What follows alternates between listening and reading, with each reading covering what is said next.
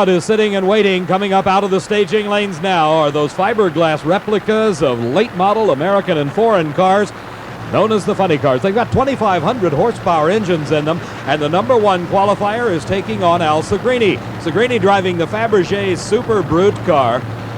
Hails from Easton, Massachusetts, and if you ever wanted to have a matchup of East versus West, I guess this is about as far as you could go, because Don Prudhomme hails from Granada Hills. The four-time world champion, Don Prudhomme, we mentioned earlier, really struggled this year until all of a sudden he stepped up here to qualify number one at a 5:74. Now, Prudhomme holds the national record at a 5:63, the quickest elapsed time ever run. Al Sigrini won the Cajun Nationals this year. The funny car titles were more evenly distributed than was Top Fuel. Quite a few different winners along the trail. But as we told you also, the Chi-Town Hustler is the new world champ, Frank Hawley, for the second year in a row.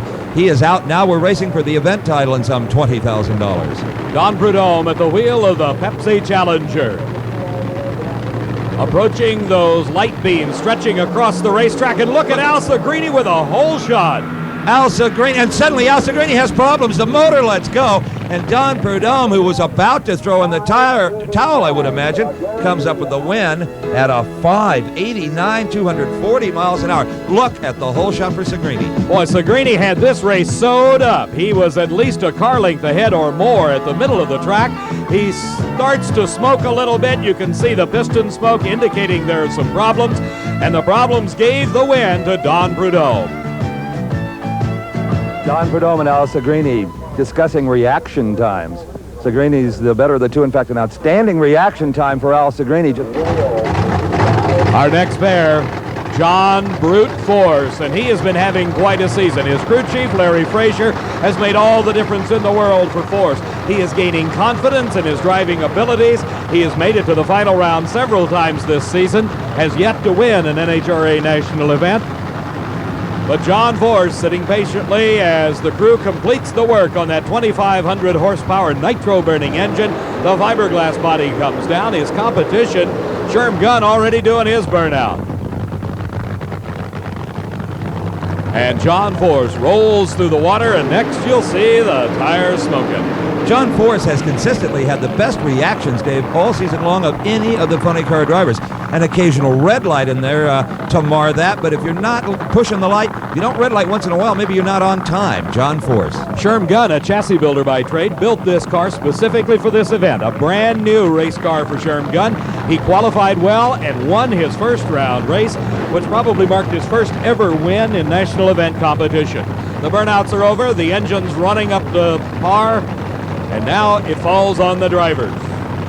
John Force told me recently, Dave, that he's figured out who his enemy is. It's not the other car, it's not the racetrack, it's the Christmas tree. That is the enemy, Force says.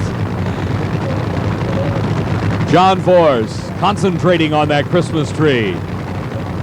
For Sherm Gunn, he's doing exactly the same thing in the far lane of the track. And John Force with the hole shot. And he pulls ahead to defeat Sherm Gunn by a little over a car length, a 598 to a 604. And John Force, as we watch it replay, takes home the win. John Force was 0.03 of a second quicker to react. Here he loses traction, and that's got to be a sinking feeling for the driver. They can feel that happen, and if it gets any worse, he is going to be beat by a guy like Sherm Gunn. But Force gets the smoke dried up, backpedaled the car nicely, has really matured as a race car driver. So John Force getting out of the car in the shutdown area and going back to the pits for another good hour to hour and a half's worth of work for about almost 6 seconds of time out on the racetrack. A very intense young man, takes the sport so seriously. Our next pair of cars, this is a man that also takes it very seriously, but he does it in his own style, in his own method. Little John Lombardo, he hails from North Hollywood, California, and you can tell by the absence of all the sponsors' names on it, he wants Little John to get the recognition, and that's what Little John gets. Billy Meier, a full-time pro who first made an impact on this sport right here at Orange County International Raceway when he was only 18 years of age, winning the famous Manufacturers Championship funny car title for 7-Eleven stores, Chief Auto Parts, the Southland Corporation. A good look at the Christmas tree starting system. The top yellow lights are the pre-stage. When all four top yellow lights are on, we get the pro start, 0.4 of a second between amber and green. Billy Meier with the wheels in the air. Little John Lombardo. Little John goes farther in national event competition than I can ever recall. Stevie ran 5.93 seconds to go into the semifinals, defeating a 5.99 by Billy Meyer in the 7-Eleven Chief Auto Bart Special. And for Little John, this is somewhat unusual. Our next pair already fired, doing the burnout. On the far side of the track is Denny Savage, and here comes the three-time Winston World Champion, the Schlitz Blue Max of Raymond Beadle. Well, a lot of people were a little worried about Raymond Beetle this year because he has branched out into other forms of motor racing. Sammy Swindell on the Worlds of Outlaw Sprint Car circuit, a NASCAR car. Denny Savage, who has been out of drag racing 2 years, only hired last weekend to drive this custom-bodied car, and to qualify here under those circumstances, quite a triumph for Denny Savage, a real veteran of this sport. Savage defeated Gary Densham in round number 1 to place him up against Raymond Beetle. Beetle qualified number 4 with an outstanding 581. And so the Schlitz Blue Max out of Dallas, Texas, is striving to move into the semifinals, but Denny Savage is not to be forgotten in this race. Oh, he certainly is not. Ron Swearingen, the young man, only 23 in the red shirt there, kind of listen to that motor to make sure it's got enough heat in it where respond to Savage's touch on the throttle. Raymond Beetle, the Spring Nationals champion this year, the Schlitz Blue Max. Beetle, no better driver, no calmer driver certainly. Ice water for blood. Denny Savage, an excitable type sometimes. They get away pretty close together. Savage had the hole shot by 100th of a second, and look at him hold on, and in fact he pulls away at the finish line. You talk about upsets. Denny Savage just laid away the Schlitz Blue Max. As we watch again, you see the very slight advantage off the starting line. It couples up with a 5.93 elapsed time. Beetle actually has a lead at this point by about a half a car length. But look at Denny Savage, his speed 242 miles an hour as he crosses the finish line at the end of the quarter mile, 1,320 feet away from the starting line. Raymond Beetle takes off his helmet and fire sock. Denny Savage, a long-time professional driver in this sport who just took over the reins of this race car, and you find yourself in the semis. You really struggled in qualifying. Did your wildest dreams for you to get this far? No, I really did. I really did. But, you know, we're there, so what can I say? Okay, good luck with this car. So the crew coming to congratulate Denny Savage driving Fred Castronova's car. Raymond Beetle out of competition as we will be moving shortly to the semifinals of Funny Car Eliminator, where John Force will be running Don Prudhomme and Little John Lombardo will run Denny Savage.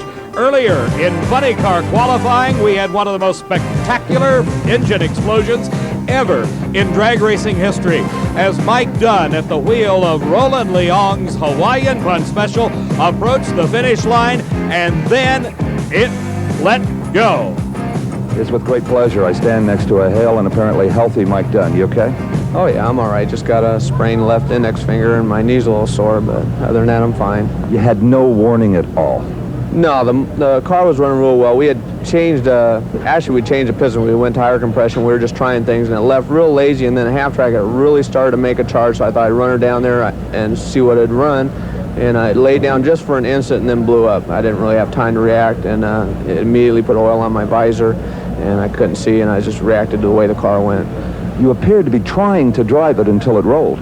Well, actually, what had happened is I was worried about getting into Al Sigrini's lane, the guy, person we were racing, and that was my main concern at first. And so, being that I couldn't see, I was just reacting. I was actually probably overcorrecting for the way the car moved, just so that I didn't want to get into his lane. And evidently, what had happened is the motor went over on top of the fuel tank and then went off the side of the tire, and that's what rolled me. I thought I'd went off the side of the track and hit something. And that's what rolled me, because it wasn't really that far out of control at that time. And on the first roll, the roll bar hit as hard as it possibly could have. Oh yeah, it definitely hit hard. Luckily, nobody home up there, so it didn't hurt me up there any. It says an awful lot for the men that make the rules. Oh yeah, definitely. I'm living proof of how safe these things are. You know, just take a look at all my reruns, right? And you can't say enough about the safety features of the car, the roll cage, full roll cage, and everything else. Any type car, something like that, crash like that, the driver would be lucky to walk away with it. And I've done it, twice, so they're definitely safe. So we'll see Mike Dunn next season? Oh, definitely.